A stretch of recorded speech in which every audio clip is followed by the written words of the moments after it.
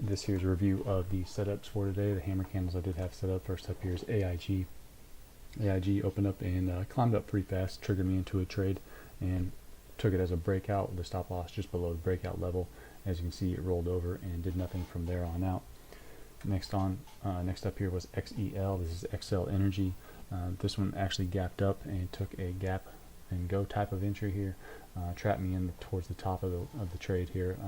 Because it was a breakout, I did have my stop just below the breakout level, which did fail. Could have potentially gotten a small gain out of it, but it came down and trailed me out first, so that was two losers there. Next up here was Nike. Nike was a gap and go that actually succeeded. Took an entry above the open and stop loss just below where it did open up. Came up to about 54 and started to fail. Saw some volume come in, sellers started hitting the bid pretty hard, so I went ahead and closed it out for the gain that was there. So left quite a bit on the table there. Didn't take a second trade in Nike, but ended up working out fairly well. Next up here is UPS. UPS turned out to be a tremendous trade here.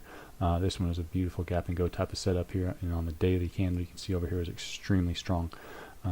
Did ride it up as far as I could. Failed at 108. 108.5, which is where I did start trailing my price up, trailing my stop up really close to the price, and ended up getting me a little over $1 gain there. So ended up being a great trade for UPS. Next up here is XLU. XLU was another one that was a gap and go type of setup here.